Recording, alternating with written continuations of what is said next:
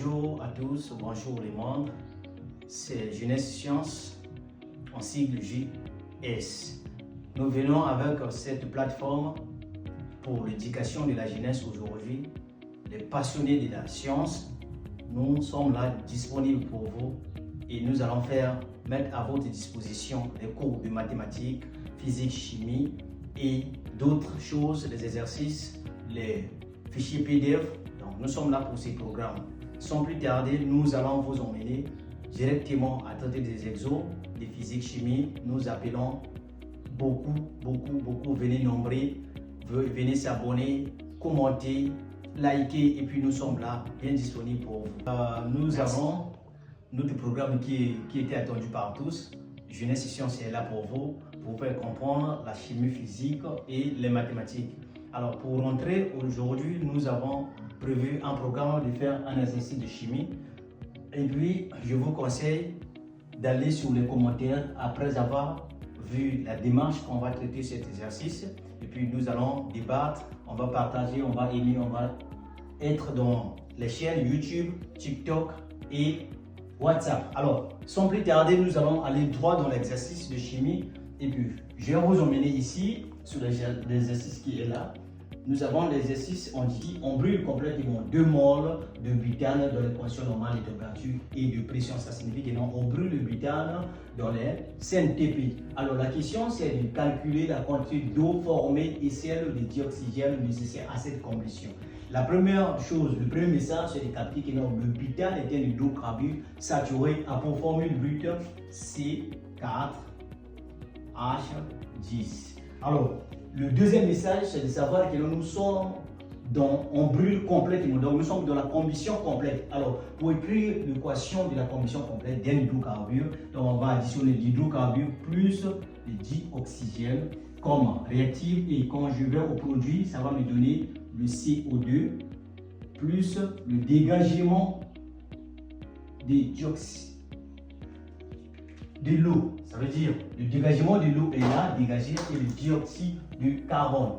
Alors, je vais faire quoi? La première des choses, quand j'ai déjà l'équation de la combustion complète, au produit, j'ai l'hydrocarbure plus le dioxygène qui va me donner le dégagement du dioxyde de carbone plus de l'eau. Alors, ici, je vais passer à équilibrer cette équation.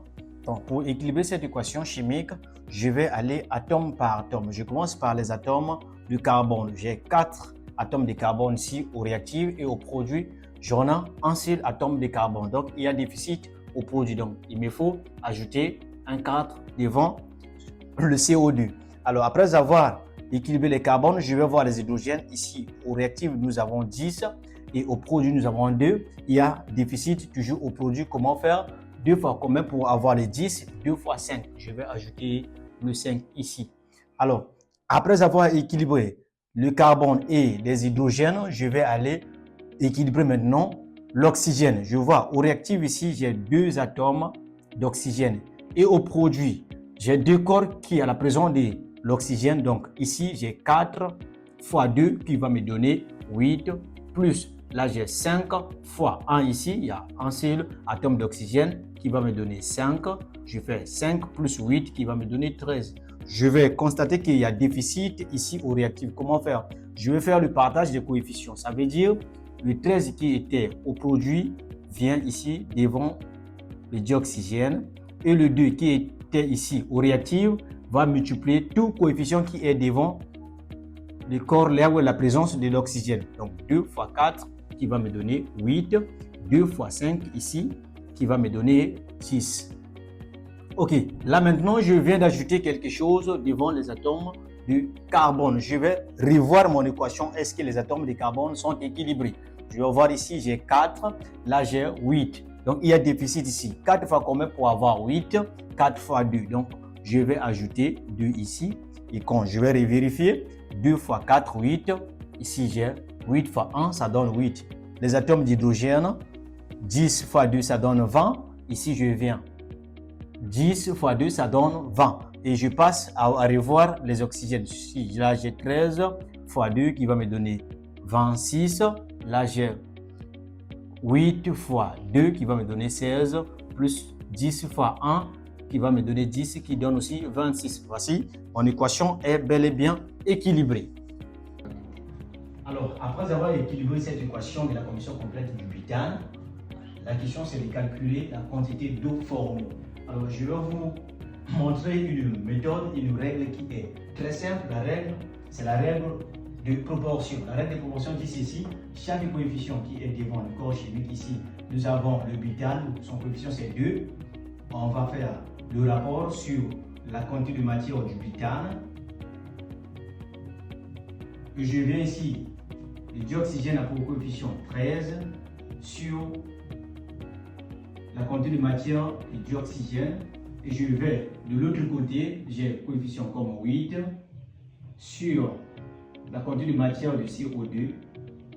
Et là, j'ai 10 sur la quantité de matière de l'eau.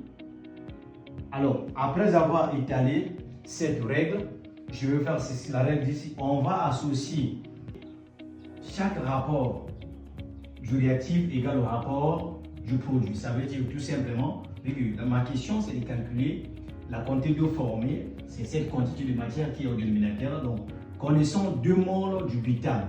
Ça veut dire la quantité du butane qui est donnée. Donc, je vais associer le rapport du butane avec le rapport de l'eau qui est là-bas. Donc, je vais avoir 2 sur la quantité de matière du butane qui sera égal à 10 sur la quantité de matière de l'eau. Alors, arrivé ici, je vais faire produit de moyen égal à produit des extrêmes. Ça me donnera tout simplement 2 qui va multiplier la quantité de matière de l'eau sera égal à 10 fois la quantité de matière du butane. C'est 4H10. Alors, vu que moi je vais calculer cette quantité d'eau, je vais tirer la quantité d'eau. Donc, je vais avoir N de l'eau qui sera égal, le 2 multiplié, la quantité d'eau va au dénominateur de ce qui est au deuxième membre. Donc, je vais avoir 10 qui sera au numérateur fois la quantité de matière du butane qui sera divisé par 2. Ça va me donner 10 divisé par 5. Excusez, 10 divisé par 2, ça va me donner 5 fois la quantité de matière du butane, c'est 4H10. Et quand je vais appliquer, je vais avoir cette quantité d'eau sera donc égal à 5 fois 2, les 2 moles du butane, et qui me donnera tout simplement la quantité d'eau formée sera égale à 10 moles. 10 moles. Alors voici la réponse. Alors là nous venons de calculer la quantité d'eau formée qui donne 10 moles. Mes chers, si vous avez compris la méthode des proportions, donnez-moi la réponse en commentaire de celle des 10 oxygènes nécessaires à cette combustion.